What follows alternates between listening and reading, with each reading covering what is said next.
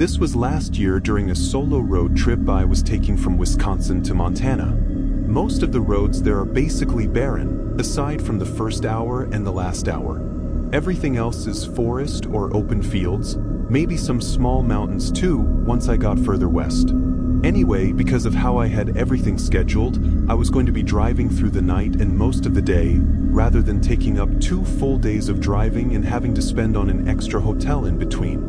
I knew it would still be tough, but I thought it was worth it. I started the drive at 7 p.m. I double-checked I had everything packed into my car and had my snacks and stuff in the front seat with me, then I headed onto the road. First hour was through the city and small towns, but then it was open road from there. Barely any cars and not many places to stop, aside from a gas station every 15-ish miles. By hour or two, I'd only used up a third of my gas tank, but with the gas station seeming to get further and fewer between, I figured I'd top off before entering the really rural section of the drive. It took 20 minutes before I finally found the station to stop at. Nobody else was there, it was just some really small place with 4 gas pumps. The convenience store wasn't even open. I pulled in and parked next to a pump, getting out and starting to pump the gas. I don't know if it was because the place was older or maybe hadn't been filled up in a while, but the gas was coming out really slow, like almost a whole minute just for 1 gallon to come out. I leaned up against my car and just waited. That's about when another car came down the road. The speed limit was 55, but it looked like they were only going 20 or 30, initially passing the gas station, but then slowing down and backing up. That was strange and honestly a bit dangerous on a single road like that in the middle of the night, but they backed up to the entrance and pulled into the station, parking at the pump right behind me. I figured they just missed the entrance and really needed gas. I stayed looking forward at my pump as I heard someone get out and walk to the side of their car, but after a minute of not hearing them starting to pump the gas, or even move at all, I glanced over to see what they were doing. The man was wearing a gray flannel in black jeans and was relatively tall, and he was staring at me. Like when I looked over, he was already looking at me. I awkwardly smiled and nodded, then looked away again. I couldn't help but feel like he was still looking at me though. After a good 10 seconds, I finally heard him grab the pump and put it in his car. I felt relief, like maybe he was just getting gas and I was overthinking it.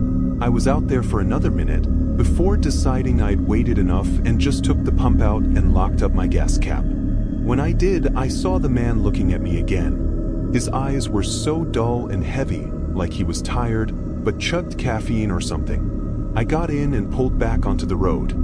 Weird guy, I thought, but I didn't put too much weight on it. At some point, during the next 3 hours of the drive, it started raining. I'd now been driving for 5 hours total, and it was just past midnight. The rain made me feel like I had to pay more attention to the road, which in turn made the drive more exhausting and tiring. I tried opening an energy drink and snacking, but it really didn't help all that much. By 1 a.m., I just needed a break. My gas was starting to run low too. I drove down the long barren road until finally there was a gas station to pull off at. It looked pretty run down and was just as empty as the last one, but still had lights on and everything. I pulled in and filled up my tank, then pulled into the side of the small building and parked in one of the spaces. I looked up the weather to see how long the rain would last, and I looked up any nearby towns, but there were none. It looked like I was basically right in the middle of nothing. I ended up deciding I was good to take a 30-minute nap just to refresh myself, and hopefully the rain would slow down too. I leaned back and fell asleep. When I woke up, rain was still slapping against the roof, and my alarm hadn't gone off yet. It had only been about 25 minutes. I sat up and looked out the windshield. The whole place was quiet, but there was a car at one of the pumps. I leaned forward and looked closer. It was the same one from the other stop. I was almost sure of it. Either this was a really big coincidence or something was wrong. Even more odd, the guy wasn't anywhere I could see, not in his car or outside. I felt my face start to go pale. Where the hell was this guy? There was nowhere else at this empty gas station that man could possibly be at. Whatever this was, I didn't want to stay to find out. I turned on the car and put it in reverse, But when I looked in my mirror as I backed out, I saw him. Not behind my car. He was in my back seat, eyes piercing through the dark at me. I jolted forward and kicked my door open, jumping onto the pavement. The car was still in reverse, so it was slowly backing up.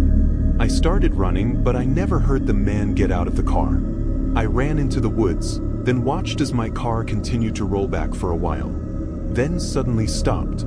A second later, he drove away, leaving me stranded at some unknown gas station in the middle of nowhere. It was then I realized my phone was still on the dashboard. I stood there and shocked for a minute, standing in the rain and taking in the reality of the situation. Then I looked over at the car. He just left his own car. I walked over and found the door to be unlocked, keys in the ignition, and random groceries in the back seat. And by some odd chance, I found the phone laying on the floor by the passenger seat. It was locked, but I was still able to call 911 on the lock screen. I didn't realize it at the time. I guess I thought whoever stole my vehicle was just stupid and left everything behind. But this car wasn't theirs. It was also stolen. Everything in it was from someone else that the man had done the same thing to as he did to me. Though from what I heard, they weren't as lucky to get out completely unharmed. When talking with investigators, they seemed to think the man didn't sneak into my back seat and let me start leaving for no reason. Likely, he was going to wait until we were on the road to reveal himself, and who knows why he would want me hostage, or what he planned to do. He was never found, and neither was my car. Recently, there's been an enormous data breach. 2.7 billion victims, personal information, and social security numbers were stolen. This stolen personal data could allow people to gain access to your financial accounts, or even steal your identity. So now it's more important than ever to take extra measures to ensure your security. There's really no better time than now to take advantage of Aura's security service. I've been regularly sponsored by Aura for over a year now, and it's because I honestly believe their service is amazing. Aura provides continuous monitoring of your personal data and resolves any potential threats that may come up, while also preventing future threats.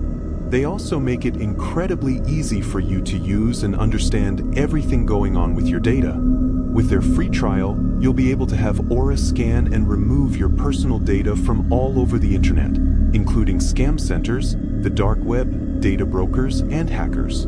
After this, Aura will set up continuous monitoring on all of your data, ensuring any issues can be resolved rapidly by notifying you the instant something comes up. When I had first signed up, Aura immediately found dozens of places across the internet that already had my personal data, including my full name and address.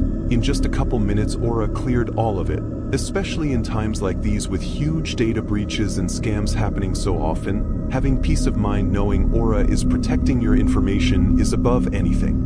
By using aura.com/whispered or scanning the QR code, you can get a completely free 14-day trial, allowing you to see if your personal data has been leaked, remove that data from multiple large platforms, and securely monitor your personal identity.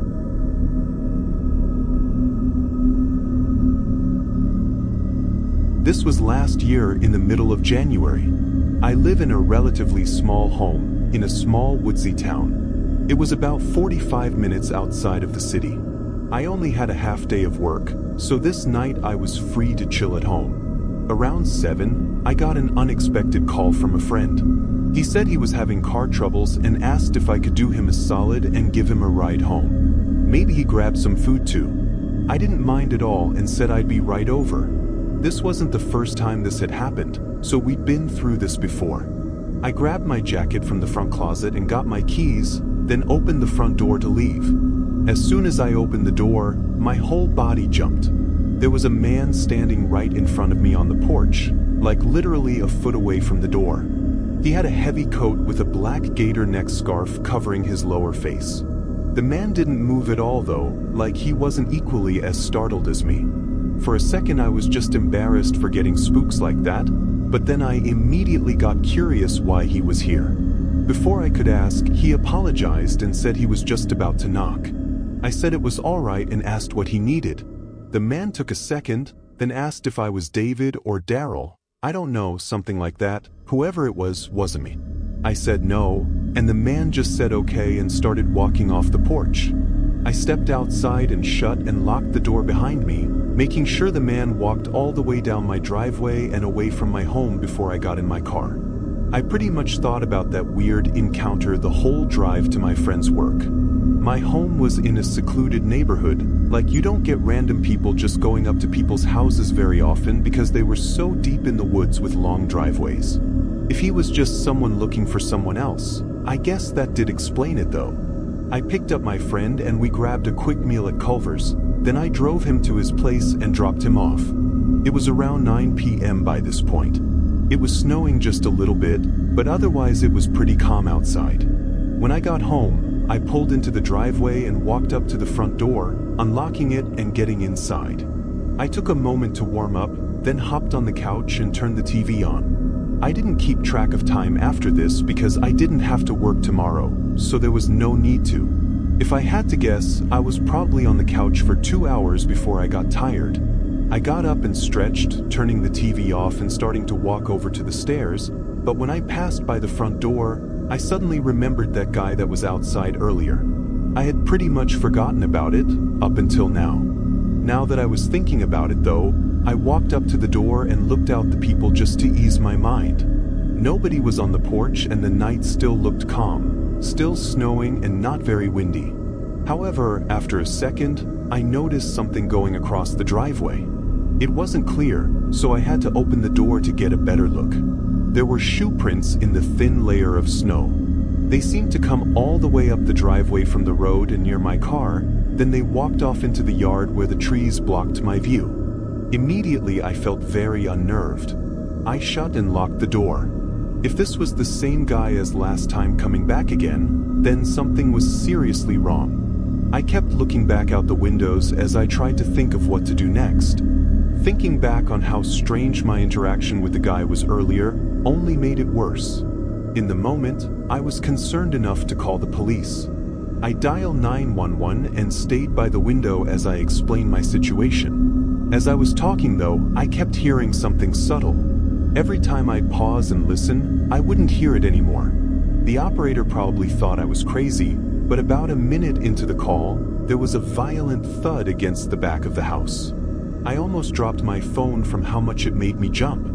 I hurried over to the hallway, hearing another loud thud as I looked down. There was someone outside the back door, with the reflections of light from inside the house contrasted with the dark outside.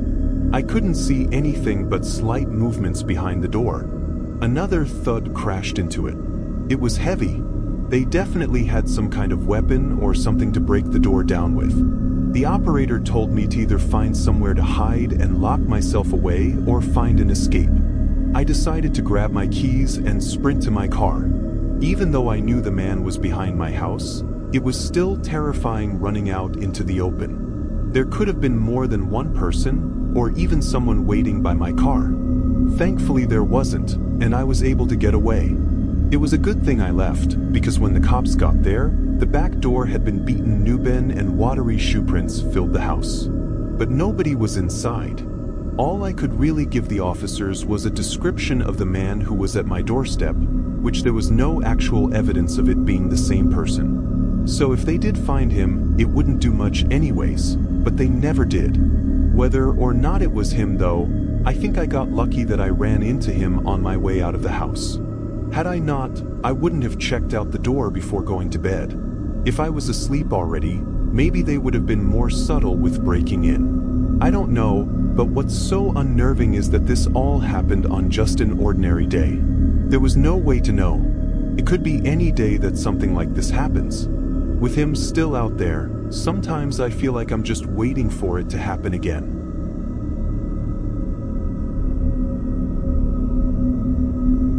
It was 2019. I was a sophomore in college and did babysitting 3 to 4 nights a week as a means for paying off my car.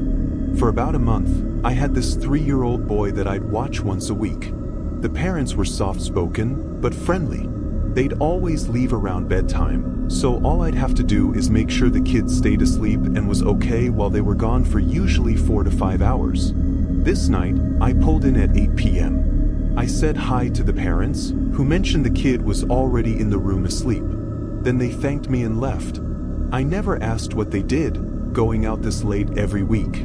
I think they mentioned one time that they went to the city, maybe it was like a date night or something. Anyway, I put my bag down and did a walkthrough of the house, like I usually did, then sat on a chair in the living room. They'd always say feel free to watch TV or cook dinner or whatever, but usually I just sit on my phone to pass the time, occasionally walking by the kids' room to make sure they were okay. Not even an hour in though, I got a call from the mother.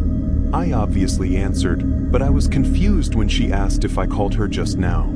I said no, I was still at the house and hadn't called for anything. I guess she had gotten a call from an unsafe number, but nobody said anything when she answered. She thought maybe I'd gotten a new phone or was using a different one or something and the call just didn't come through correctly. I assured her we were all good here and she said okay and hung up.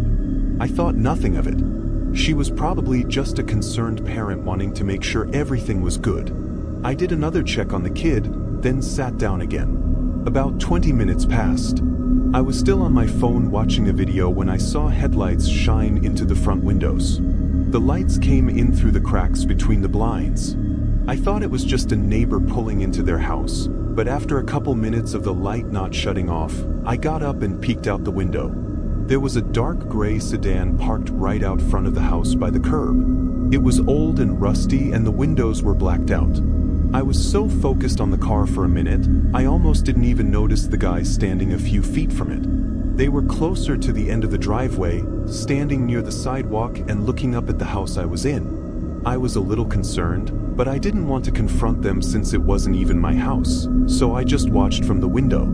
After a minute, he walked back to his car and got in. Oddly, they pulled away very slowly, like they were still focused on looking at the house. I watched as their headlights went down the road, cutting in and out of the trees, but then they stopped again. I could see the lights between the trees staying still, far down the road, then it shut off, like they had parked and got out. Maybe it was someone visiting a neighbor and they were trying to find the address numbers and got mixed up somehow. Feeling like it was a little strange, I stayed by the window for a good 5 minutes, but I never saw the man come back down to the house, so I figured it was probably just a weird coincidence. I went back to the chair in the living room. I did think about texting the parents, but didn't want to worry them about something that was likely nothing. Plus, it probably wouldn't have made a difference to anything anyways.